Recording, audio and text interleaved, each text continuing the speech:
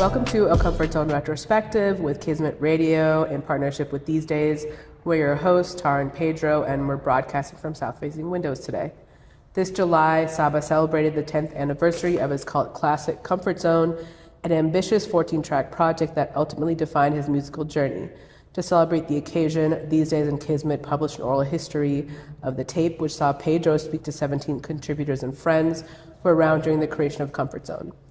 We thought it'd be cool for our collab to also include an audio piece, so here we are with the Comfort Zone Retrospective, a limited series where we unpack all 14 tracks on the tape, welcome some special guests, and generally nerd out on music. How are you doing today, Pedro? I'm doing good. How are you? I'm good. Good. First up, we're going to listen to Marbles. 40 taught me a cool handshake, and I thought we made it up. Got to high school and realized we was just shaking up. I see my reflection when I look into the heavens. Marbles in my pocket while the sun is setting. We're all formless, shapeless, flowing, foreign, orbit. Starlight, sparkle, ancient, fossil, floors with marble. You want to start with themes? Yeah, so this record is big on family, especially his relationship with his stepdad, and then also coming of age at a time, like when he first meets his stepdad, he's a little younger, right? So it's a coming of age story in that way, and a lot of vulnerability coming through in the way and how personal he writes this story. Mm-hmm. How did you first, receive this record, and how has it grown over the years for you? I mean, it is my slow burn, from our first episode. Yeah. I don't know. I just don't think I really thought about it too much, Obviously, doing this work and like unpacking the songs, I've really considered what the song is about, and reading the oral history and Saba talking about how personal this song is and how he's like, damn, I really, I was really vulnerable, and, he was said something about how it's off him now, and I really feel that, it's so specific, like the references are so specific, and it's like really different than a lot of his other songs because of how specific the references are. And I don't know, I think, and he talks about meeting, like his stepdad coming to his life when he's 5, and like trying to win him over. And, I have a stepdad, so I understand, Yeah. Yeah. Yeah, he wrote it, like you said, with such specificity. Let's keep it that way. We gotta keep that. But he did it with such detail that, even if you haven't necessarily experienced that, it really gives you that feeling of you're like, damn, when I hear that song, I really feel like I'm a little boy, and there's this random guy trying to feel like win me you're over. there with him. Yeah. I don't think like Saba is that specific that often. No. Like not to this detail, which is, I don't know, I think there's just like so much to say about this song. Yeah, it was my underrated song of the project, as well as my runner-up generally for best song. I think this is as close to a perfect record as you can get, to be honest, like in any music genre. Like the storytelling is so good. Yeah. The production plays so well with the theme of the song, the project as a whole. Yeah. And the fact that it's Joseph Chilliams, Saba's brother, making it, which just adds a layer of that family dynamic to it all. It's a really impressive record for him to make at 18, 19, however old he was at that time. And on top of that, like you said, I think there's maybe like 2 other songs in his catalog that I can think of that like maybe are that specific. But this is really— Which ones would you say? Like in general, his catalog, not this project. No, yeah, in general. Okay. Yeah. Gotcha. I just think that he did that way ahead of his time. Yeah. I mean, I also think it's like, it's really interesting. I feel like you made some sort of reference to Men in Black in the first episode about, I don't know if it was about marbles or like the cat with the marble and the universes. Yeah. And now I like can't get it out of my head. Yeah. Because he makes so many references to the universe, you know, I mean, he literally says it in the chorus. And then at some point towards the end, he starts saying, when you're this big, the planets start to look like marbles. Yeah, and it's like, and it's just so, it's interesting because, I mean, this story is so personal, obviously so personal to him, but he keeps like pulling out, you know, it's like, again, like micro and macro, it feels like. Yeah. I don't know, there's another moment in this album where, I can't remember, where we were literally talking about that too, but it's just like, he just like pulls out, you know, and then it reminds me of the artwork, Yeah. you know, so. Yeah. This record feels to me like, again, it's the embodiment of the cover art. It's the embodiment of the themes that he's playing with, where it's like very real Chicago experience, while also this like almost universal and like looking at it from like the biggest picture possible, right? Yeah. And he's playing with the theme of the galaxy and the space in a really cool way. But does that appear in the project anywhere else? Like, I'm just curious, like not so overtly. No. Maybe like time zone, I could say, maybe just this concept of time or something, but. And like in other songs, you just like look at the sky and stuff like that, but never to this level. Yeah. I mean, because even on the chorus, he says, we're all formless, shapeless, flow in foreign orbit, starlight sparkle, ancient fossil flaws with marbles. I don't know, it's just crazy. It's like the imagery and the illusion that he's making. Again, it's the other song that comes to mind that he gets to this detail and so good at writing and in a way that you're just like on the edge of your seat, basically, is Prom King, which is, I would say, like, you know, that's one of real. the more powerful songs that he has as well.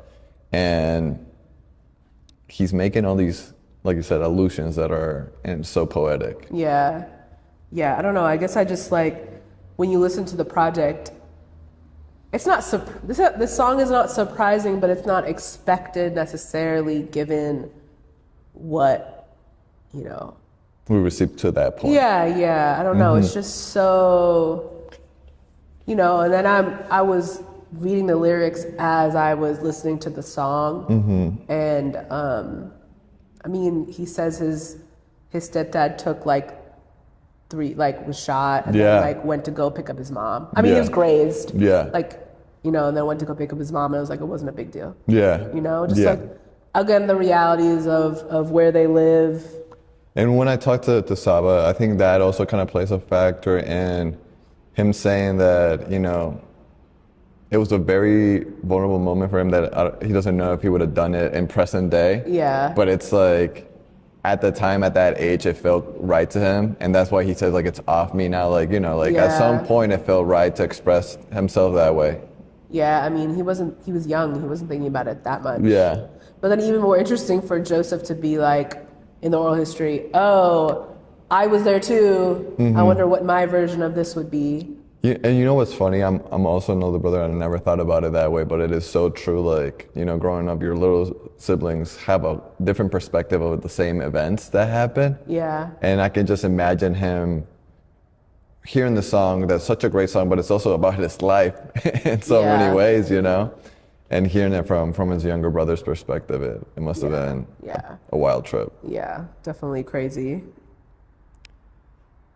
Also, speaking on Joseph Chillings, I think he's a very underrated producer. He has such an eclectic ear for music in general. And he's able to pull from all these different influences. This is a beat that only he can like come up with.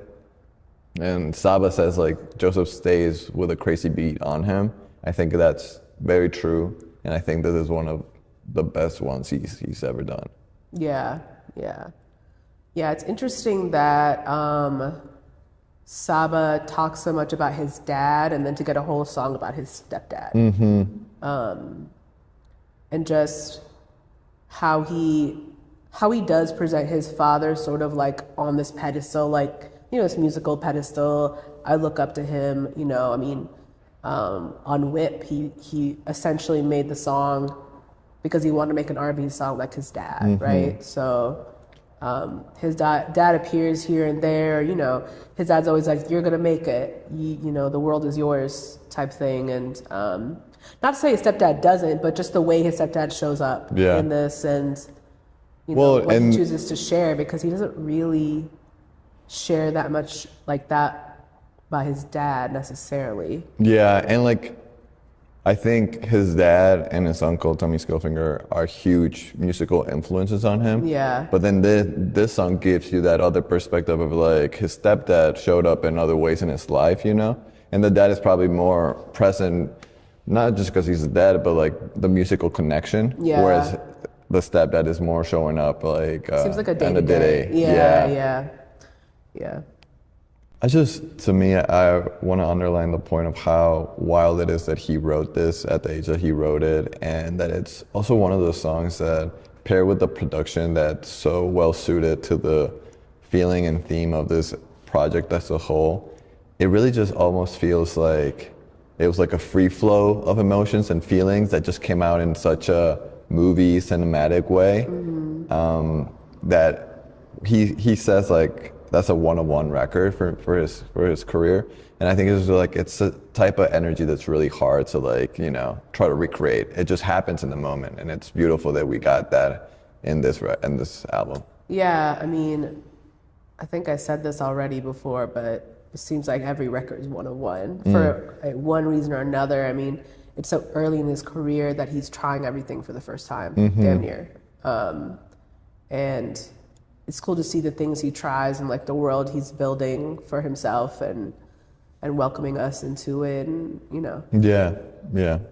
Maybe that also goes to the solar system cover art, sort of. I don't know. Next up is Comfort Food featuring Legit. Eating myself invisible, but not invincible, penetrable, mental words like projectiles. How many of them went too far without talking? Talk about some shit you been through instead of Bentleys and bent knees. That's a pet peeve I have when a rapper act like they can't breathe. They not alive or one dimensional. He went to the bank and he withdrew his soul. But my soul is what I give you. Like I should duck in the draft, but now the fight is over. Hopefully I can win. At war with yourself, when you look in the mirror, you realize who you've been fighting. My father told me that I'm about to take it over. Been recording since. Start with the themes? Yeah, I think this is towards the end of the project, so it starts speaking more and more about his transitioning from being, you know, not just high school to college, not just from a teenager to a man, but also from a quiet kid to a confident artist who has found his voice through his music. Yeah. I mean, I think that, this is my best song on the whip. I think because it has two parts, and I really love two-part songs because it's a 2-for-1. You know? And you get two completely different vibes. Yeah. And it's, again, he's trying to make an album. He's trying to make his classic, and it's one of those fun Easter eggs when you have like a hidden song within a song, you know, that you kind of like, all my favorite records kind of have that in one way or another. Yeah. And to do it with Legit on the second half is a really nice touch. Yeah. Cause you're like, damn, why is this song 6 minutes? Yeah. But and the sound is so fresh. It's so fun. We were talking about, I don't really know what like the production is, but like on the second half, it has like this really fun synth, you know, that's just like uppity, and like that second half, Saba is talking full on confidence, and he's like, you know, he knows who he is. Fake girls call him by his real name, and he's not against that, you know, like he got people that will bleed for him and he'll do the same for them. And just to see him with such poise on the record, with such levity too, and then Legit coming through with a really fun verse, it just complements the project as a whole. And we're like ending on a really high note as we're approaching the final few songs of the record. Yeah. He declares, I'm out my comfort zone. I found myself, now accept me for me. Which I think like it's really gratifying that we've reached this moment with him. And also, I mean, he's 19, 20, whenever he 18 recorded this, and to say that. I don't think I ever articulated that at that age, you know. Yeah. Except me for me. I'm always like, I don't know, I think you spend a lot of your youth trying to be somebody else or, you know, trying to figure out who you are. And I just feel like he's so sure of who he is. Yeah. And even when he's faltering or even when he's like scared or even when he feels like there's things in his way, I just feel like he's such like he's so sure of himself in so many ways that make up for whatever's lacking. Yeah. Yeah. And in the first half, in the first song of this two-parter, I think he's also telling us how he's embracing his uniqueness. Yeah. You know, he is raised in a neighborhood where he's kind of seen a little bit of an outcast or the nerd. Yeah. And can only assume that like for him it was causing this like identity of exploration of like who I am and my role in the world. And he's really doubling down, like he can still be this nerdy guy but also be, you know, certified wherever he's stepping on just because he's truly authentic. Yeah. And this record is just so fun to hear and like to give you like if you ever need a self-esteem boost, like you can play this record and say these lyrics back to yourself, you know? Yeah, I mean, also Save That Shit to a Floppy Disk is great. Legit is so great in this record, and he's trying all these different things within his artistry. And he said in the interview that I guess at that point he was trying to do some Lil Wayne-esque stuff where he calls back a line and it was save that shit, you know? And so he would end songs with save that shit, blah, blah, blah. And here he landed with save that shit like a floppy disk. Yeah, great. I love it. And legit said in the oral history that they record this at private stock. Yeah, yeah. And actually how they kind of like got together and met, Saba and Legit, they were both at South by Southwest. And I guess they both, obviously Saba knew John, but Legit also knew John, and John was like, you should come through to Saba's show. After that show that Saba had down there, they chopped it up and they were like, okay, we should like do something, record stuff. They ended up, you know, at Private Stock a few months later, and they did a few songs here and there, but this is one that stuck. And I know that Legit was working really hard to beat Saba. Yeah, which is, you know, a tall task, but... I mean, you know, it's admirable. It's also why he's coming out swinging with such fire lines, you know? It's really great. Yeah, shout out Private Stock, you know, the guys. We got anything else? It just, it has also your most Chicago thing, this record. It does. How did I miss that? My life literally on wax from Wacker to back out west. I mean, y'all already know how I feel. Yeah, and it's so true. Real life hell escape.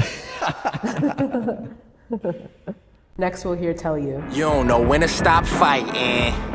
Hey, you already won. Baby, you should be celebrating. Yet you still going on. And we can be forever as long as the sky is lit. And even in the dark, we ultraviolet. Defining things in life, we trying to find them. That pot of gold, we dying to find it. I'm from the goal, we dying to die. Shit, it's like being a teen is more of a curse than a word shit. You want to start with themes? Yeah, for Tell You, when I first heard it, my reaction was like another For Y'all type of record, like of gratefulness. And it does have a little bit of that, but it's mostly like a love song. It's a, you know, dedication to somebody, and specifically young love and very blissful love. It does feel like a ballad. Mm-hmm. Yeah. It feels like a ballad in the best way possible. And again, another record where he's trying something new, you know, a little bit more piano driven and him. Like strings. Yeah. Very symphonic. Mm-hmm. Yeah. And he also, you have a note here, but like, it's not the last song, but it feels kind of like the end. And in my head, this is kind of like the end scene. If Comfort Zone wasn't a movie, this would be like the last scene when, like, you know, the two lovers. It's like a culminating moment. Correct. And then United Center is more like the credit scene. Yes. You know? I like that. Yeah. There's a lot of growth here, you know. I mean, again, like last time he's like, accept me for me. And now he's literally saying, that he has coping mechanisms, you know? But I mean, I've been meaning to tell you that I've been feeling low and I just want to smile because that's what a better way to cope, like, you know? Yeah. And it just feels like he's a young adult, you know, and the things that would get him down before, he can easily move more, you know, more through those emotions and things. And I hadn't really thought about it that way, but you're so right. Like, it also speaks to a different type of vulnerability that he maybe hadn't showcased up until this point, right? Like, it has a little softness. Yeah. While still having that confidence of, like, you know, again, you're more mature. You embrace, I don't know, maybe mistakes or like things that have happened in the past, but you're doing it still without resentment, or like some of the earlier records, there's a lot of anger that, you know, here he's absolved himself from. Yeah. And he's let that pass through. Like he's telling others to accept himself, but he's also telling himself, you know? You know, he says he's no longer a loner, that he's made friends. And that, you know, like you said, he has felt like an outcast and a nerd and kind of othered, you know, where he's grown up. But I think he had to find his own place and figure out for himself like where he fits in. Yeah. You know, and I think that it's interesting, you know, because he did take a few years to make this project, right? And so by the end, when he releases it, he's 20. So in that time, like, that's such a formative age, you know, and you can see literally in the narrative of the project from beginning to the end, him becoming a young adult, him like really starting from this place of doubt and struggling with all these things that he still struggles. I mean, there's still things he's struggling with, but he can just handle things so much better. Yeah. I think it's that thing of like, you kind of find your place in the world, you know? Obviously, you're always going to have to battle through uncertainty or battle like, so a little bit of self-doubt, but at least here and it only helps that he's also a rapper, so he has to show like the maximum confidence all the time. Oh, yeah. And so he really putting himself through stepping out of his comfort zone. You can see where he's arriving in a really, really great place for himself.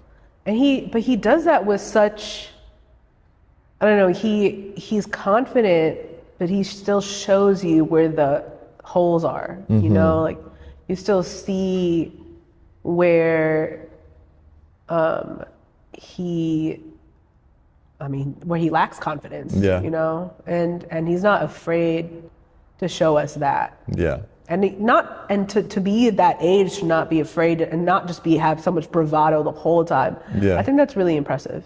Yeah, and there's something like in his tone of voice that he does here, like it's very understanding of himself and the people around him too. You know, like the complexity of it all in a way that's so welcoming. Yeah. Very nurturing for sure. Yeah. This is also another Kamobi produced record, which whenever we get Saba and Kamobi on a record, it's magic. I think Kamobi also pushes Saba to like sounds that he might not, you know, be able to do by himself at this stage. Yeah. And seeing the collaboration of people that are fans of each other, you know, and bringing out the best because they're both trying to impress each other. Yeah. It's really fun. Yeah. Yeah, I like that. He says in the oral history, there's a level of exploration to making music, and that really just is what this is. You know, I mean, it's just so cool to see him.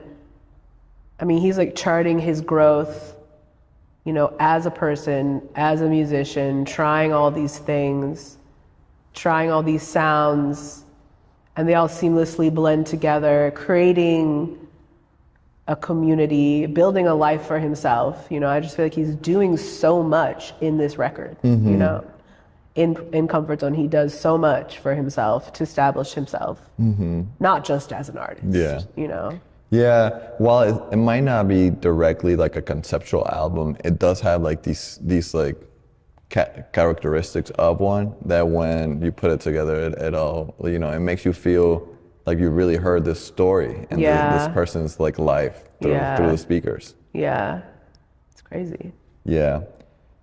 And then just as like a small thing, I think part of him trying new things, he's always pushing himself as a lyricist. I asked him about it and he was like, I'm not sure if I was trying to do that, but in my head, I'm just gonna say that he did do it on purpose. The first verse starts by saying, diamonds are forever, but even the rock broke up. I'm paraphrasing that. Yeah. And then the second verse, it starts with, and we can be forever as long as the sky is lit. So there's like a reference to like diamonds, and diamonds are forever. Yeah. And again, as he's trying to do like this like love letter, you know, speaking of diamonds and like the relationship that has, like I think he was writing that and feeling like, oh, this is gonna hit. And now he's like, that's, you know, he's written so many things since then that it's like past that. Yeah. But I thought it was really cool. Yeah. Our last song and the last song on Comfort Zone is United Center featuring Chandler and Ken Ross. Dust in the United Center, we united in it. Go away for the winner, reunited when it got hot out, it got hot out. Some boy ain't make it out. This is yeah. Just continue to smile in the United Center, we united in it. Go away for the winner, reunited when it got hot out, it got hot out. Some boy ain't make it out. This is yeah. Just continue to smile. You want to start with themes? Yeah, obviously this is meant to be like the wrap up of the whole project. It's a celebration. It's also kind of looking back to everything that led up to this moment, as well as looking ahead of like what he is kind of like aspiring to. Yeah. It's overall such a like, I guess, celebratory and like upbeat type of record that, you know, it's the perfect closure for Comfort Zone. Yeah. Like you said, the ending credits and kind of looking to what's next.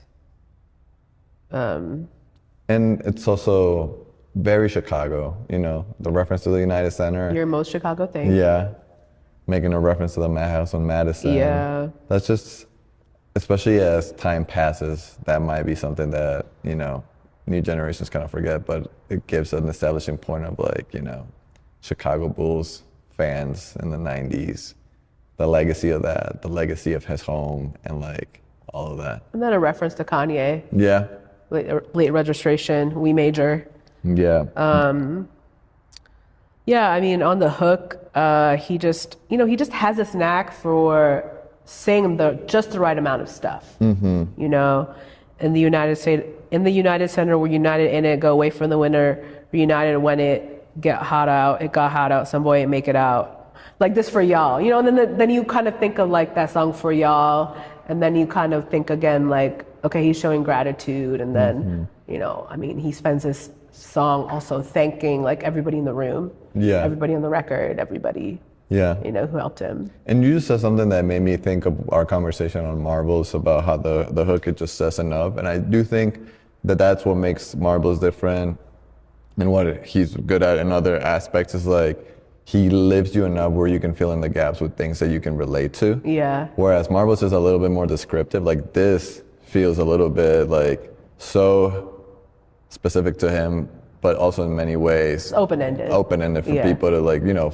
put in their own experiences into that. Yeah. And that's usually what he does really well. So that's why Marbles was such a surprise. Yeah.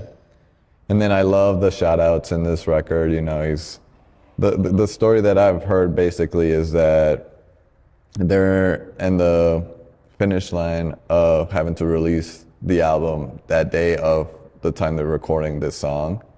And so there's like this energy of like, oh, this is finally gonna come out. Obviously, they still gotta finish the song, but there's a celebration going. And he starts shouting out people that were in the studio when they were finalizing the song in like the early morning, like late night, the night before it was supposed to be sent out.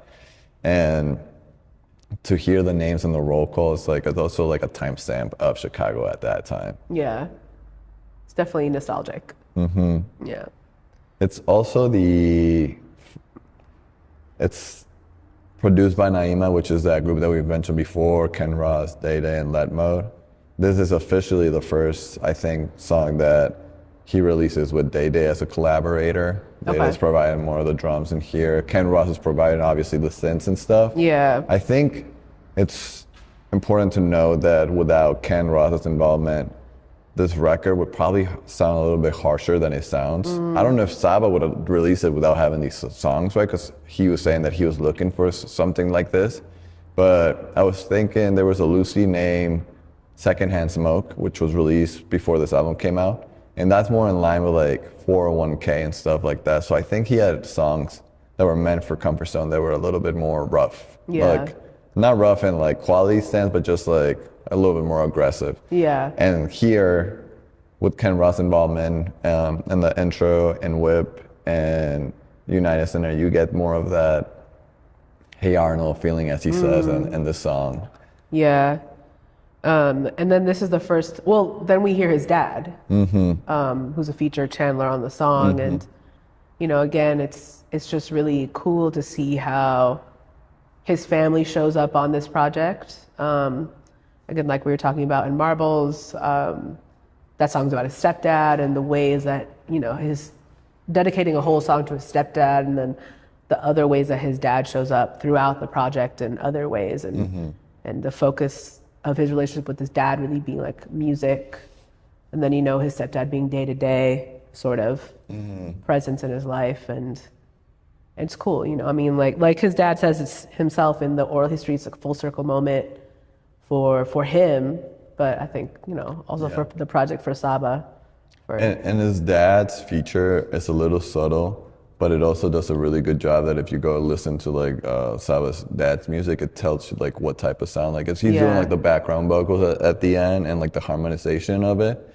And that's a special talent to have, and like to build it and be able to give that to your son, and conversely your son being able to be a part of his record. I think it's a special moment that it just makes it sweeter the way that he delivers those harmonies. Yeah, and it makes him almost mythical. Like it felt like Fresh Waters was also mythical, and that, you know, we kept hearing about him when Saba rapped before we heard from him. And with Chandler, we were hearing about him so much, and then we hear from him. And obviously it's small, you know, I mean, he fills out the song in a really nice way, but still like the presence is noted. You know, the feature is noted, so. Yeah, and again, another thing that Saba does really well is that if you do listen closely to his records, there's all these notes of like his family members, right? He mentions his family members and his relationships with them. So when they do show up, you're like, oh, I see this connection. Yeah, it's like I know you. Yeah, you know? yeah. And you get excited. It's like, oh, yeah. Yeah.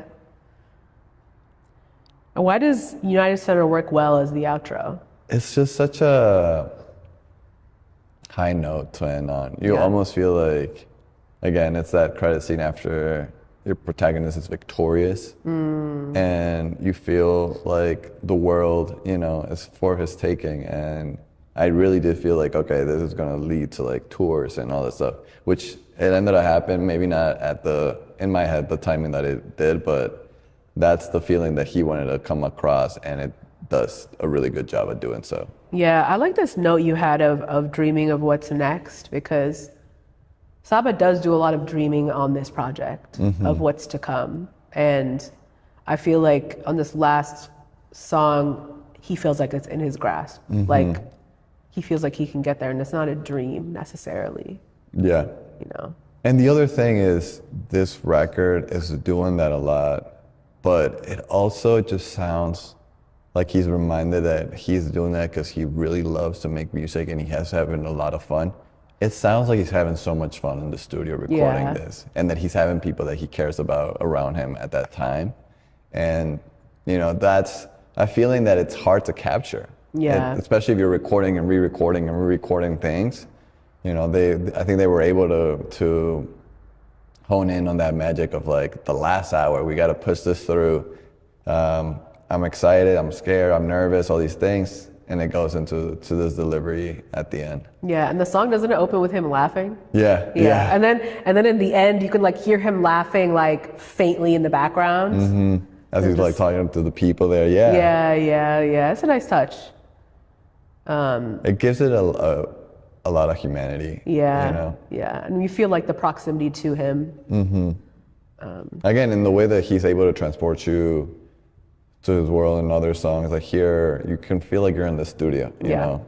Yeah. Where do we leave Saba? Where is his head at the end of this? I think he wants to leave us as like this, like, okay, we made it. Or like we made it. That's what, I feel like that's essentially what John Cuevas said. He's like, we did it at the end. I love that how the oral history ends like that, you know? Yes. Because Saba makes a note of, oh, y'all are all sleeping in the studio. I can't believe y'all are sleeping.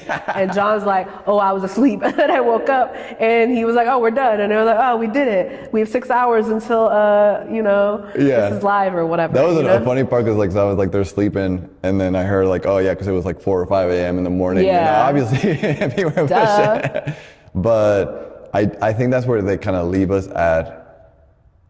However, I think like realistically in his life, you know, he doesn't see necessarily the impact right away. Yeah. Like he has a show at Shuba's, he has a couple of little short tours as a supporting role with other people, a little bit more coverage, but in a way of like he's now able to sustain himself as a professional. That has not arrived yet. And I think Bucket List Project, it starts kind of like, hey, like, you know, I'm semi-established, but I still have a ways to go. These are the things that I want to like, you know, be able to do before my time here is gone. Yeah. Yeah. I think by the end of this, he's so much more sure of himself. I mean, I think he started out as a kid and now he's an adult, you know, and young adult, and he has had to make a lot of decisions for himself about his career and, you know, a lot of the 10,000 hours he put in, you know, came out. I mean.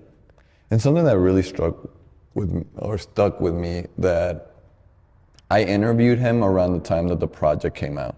Yeah. And I thought in my head that this was supposed to be like his acid rap where like he was just gonna blow up. Like I said, it didn't happen.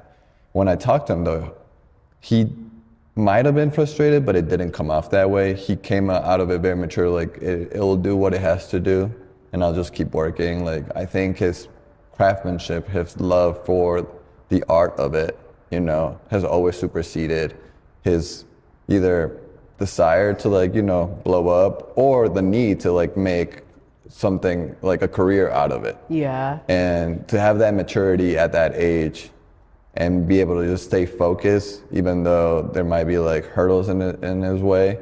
It was something that even then I was like, I took it as a learning lesson from my own life, you know? And it's the type of stuff that Saba can provide through his music as well. Yeah, I think he's really good at pacing himself. I mean, like you said, there were definite hurdles that cropped up and, you know, he dealt with it the best he could and but we never got an album from him every year. But he's not that kind of artist, and so that's why I say I think he's really good at pacing himself and knowing when is the right time to release something, and when he can, you know. And I think he just knows himself really well. Yeah. And this is just like the beginning of what we see him knowing himself. Yeah. You know, and showing himself to the world. Yeah. To what we were talking about, like, did he know that he was making a classic? I think that making that project helped him realize, like, oh, I was able to make this. You know, I can trust myself that I'm able to make something of this quality, of this standard. Yeah. And that has helped him, like, in the future. Like, he's not going to, you know, budge unless it feels like it's where he wants it to be because he's done it before. He's always had that due diligence, though, I think. I think all of his projects are like wrapped neatly in a bow. Yeah. For Saba. Yeah. You know, so, yeah. Yeah. It was a great experience doing this. Oh yeah, this was fun. Yeah. I love nerding out on music. 100%. You make a good partner in crime. Thank you, Zane. Thank you all for tuning in to A Comfort Zone Retrospective with Kismet and These Days. On the next episode, we'll be welcoming some special guests. Till then.